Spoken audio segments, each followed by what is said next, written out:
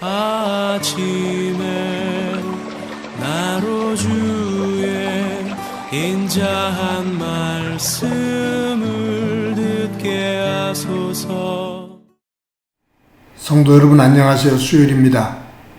오늘도 하나님의 은총이 여러분들의 삶의 자리에 가득하기를 간절히 소망합니다. 말씀 한 국 봅니다. 고린도 후서 11장 10절부터 15절까지의 말씀을 봉독해 드립니다. 그리스도의 진리가 내 속에 있으니 아가야 지방에서 나의 이 자랑이 막히지 아니하리라. 어떠한 까닭이냐? 내가 너희를 사랑하지 아니함이냐? 하나님이 하시느니라.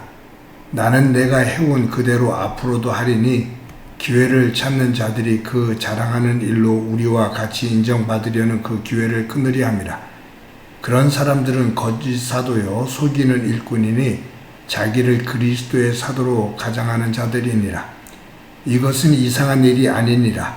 사탄도 자기를 광명의 천사로 가장하나니 그러므로 사탄의 일꾼들도 자기를 의의 일꾼으로 가장하는 것이 또한 대단한 일이 아니니라. 그들의 마지막은 그 행위대로 되리라.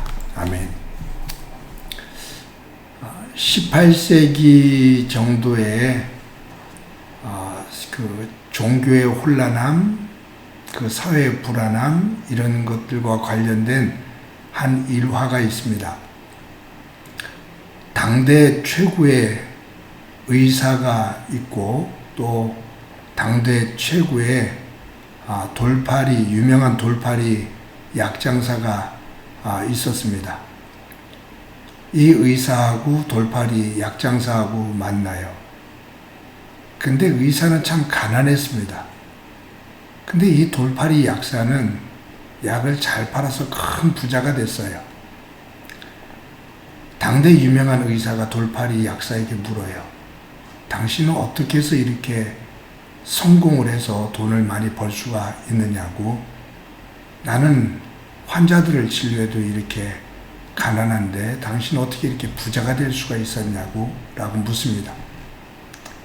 그때 이 그 유명한 돌팔이 약사가 의사에게 지금 길을 지나가고 있는 사람들이 한 100명 정도가 되는데 저 사람들 가운데 상식을 가지고 합리적으로 살아가는 사람이 한 몇 명 정도가 될 것 같냐고 라고 물어요. 그때 의사는 생각을 조금 하다가 한 10명 정도가 되겠지요? 라고 말합니다. 그러니까 이 유명한 돌팔이 약장사가 하는 말이 그 10명이 의사 선생 당신에게 갈 거고 나머지 90명이 나를 찾아오는 겁니다. 라고 말합니다. 지금 무슨 말이냐 하면 가짜가 판을 칠 수 있는 그러한 사회다. 그러한 의식의 흐름이 있다. 그 말이죠. 대중들이 그만큼 어리석다라는 말이에요. 우리 사회 종교의 어떤 그 쓴뿌리라고 할 수 있는 이단들이 참 많습니다. 코로나가 되면서 그 이전부터도 신천지의 이만희 교주, 그가 행했던 일들은 정말로 악한 일들이죠. 가정을 파괴하고 젊은이들의 삶을 송두리째 무너지게 하는 그러한 삶을 이끄는 정말로 못된 그러한 이단의 교주입니다.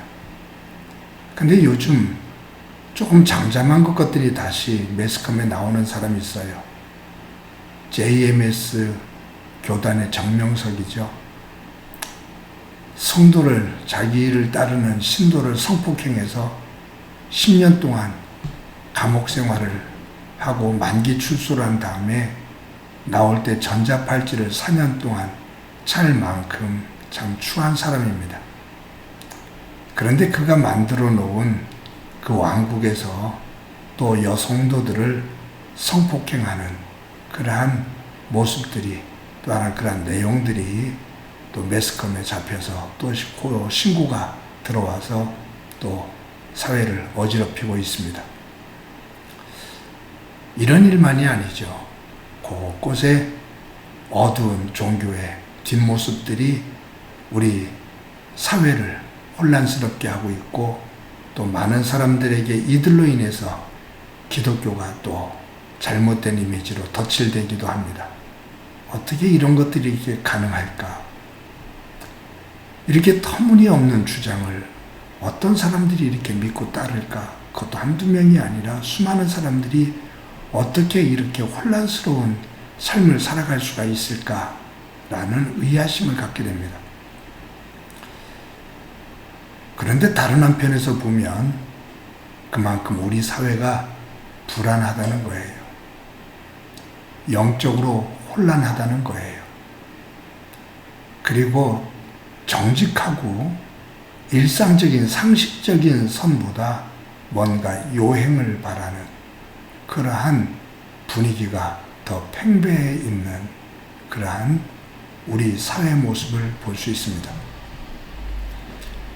기독교 역사 가운데 재림 예수라고 주장하는 사람들이 가장 많은 나라가 우리나라입니다.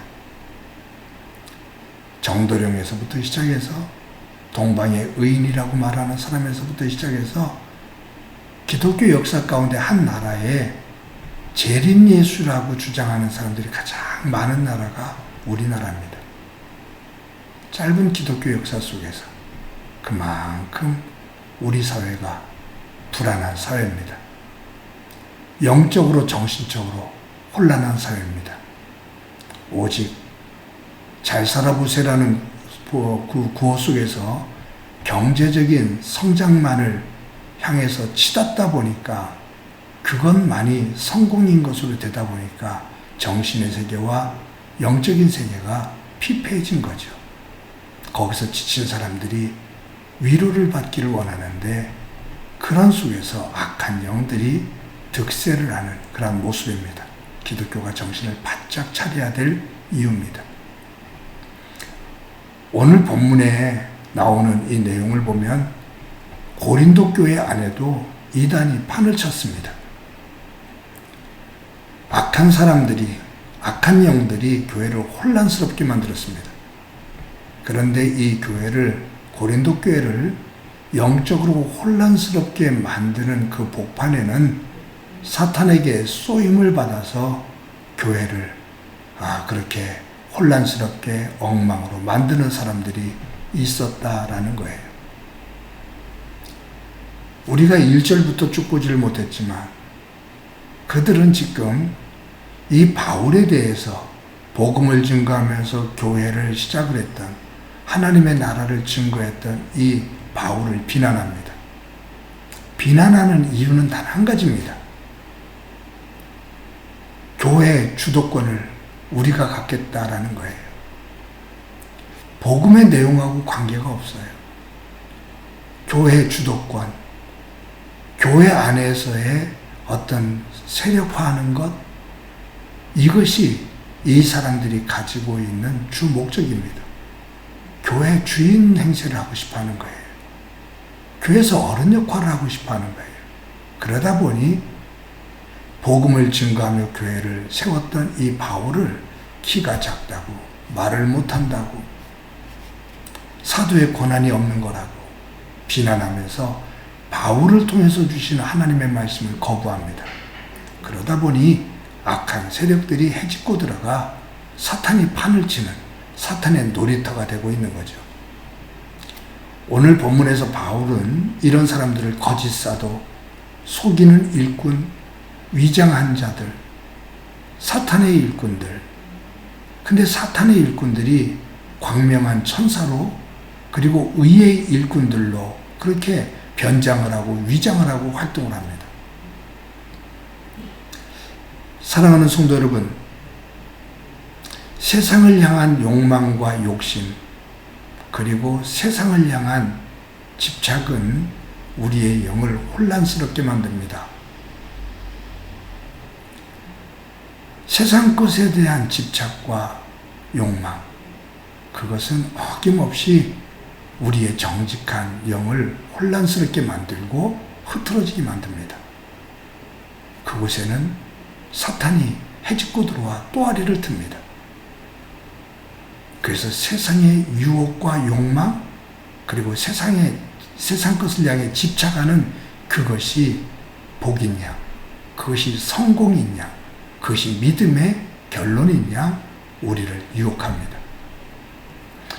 사랑하는 성도 여러분, 오늘도 정신 바짝 차리고 살아갑시다. 사탄의 영이, 사탄이 함부로 놓을 수 없는 사탄의 놀이터가 아닌 성령께서 내재 계시는, 성령께서 임재하시는 하나님의 전으로, 성전으로 소중한 삶을 살아가는 오늘 하루가 되어지기를 소망합니다. 그러한 깨어있는 영 위에, 깨어있는 우리의 삶의 자리 위에 하나님의 은혜가 가득하기를 주님의 이름으로 간절히 축원합니다. 한번 기도합니다. 하나님 감사합니다. 오늘도 성령 안에서 깨어있고 말씀을 중심으로 분별력 있는 삶을 살 수 있도록 은총 베풀어 주옵소서. 말씀에 뿌리를 두고 굳건히 서서 사탄이 틈타지 못하는, 사탄이 놀이터가 되지 않는 그러한 성령 안에서의 온전한 믿음의 자리, 믿음의 성전 되게 하옵소서. 오늘도 하나님께서 함께해 주시리라 믿고 예수님의 이름으로 기도드립니다. 아멘.